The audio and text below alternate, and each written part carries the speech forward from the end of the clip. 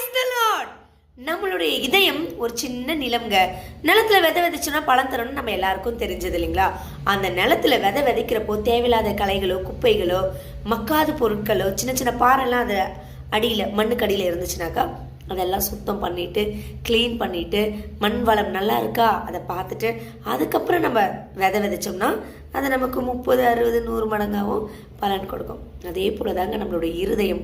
நம்மளுடைய இருதயத்துக்குள்ள தேவையில்லாத குப்பைகள் அழுக்குகள் 20 வருஷம் 30 வருஷம் 40 வருஷம் எத்தனையோ வருஷம் அத்தனை வருஷம் கசப்புக்களெல்லாம் உள்ளே வச்சுட்டே இருந்தோம்னாக்கா நம்மளால ரட்சிப்புக்கு உண்டான வழியில் நடக்க முடியாதுங்க.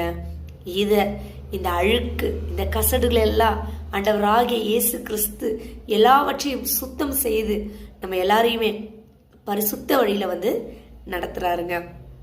நாம அப்படி ரட்சிப்புக்குள்ள வந்துட்டோம்னாக்கா நல்லதை மட்டும்தான் மற்றவங்களுக்கு பேசுவோம், நல்லதை தான் நம்ம செய்வோம்.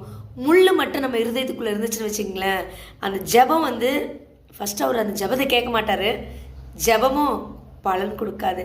ஸோ நம்ம வாழ்கிற நாட்கள் எல்லாம் நம் இருதயத்தை சுத்தப்படுத்தி நல்லா தூய்மையாக அதை வச்சுட்டு மற்றவங்களுக்கு நல்லதை பேசவும் நல்லதை விதைக்கவும் ரட்சிப்புக்கு ஏதுவான வழியில் அவங்கக்கிட்ட நடக்கவும் நம்ம செய்யணுங்க. அப்போ தான் நம்மளுடைய கர்த்தருடைய பிள்ளைகளாக நாம் இருக்க முடியுங்க.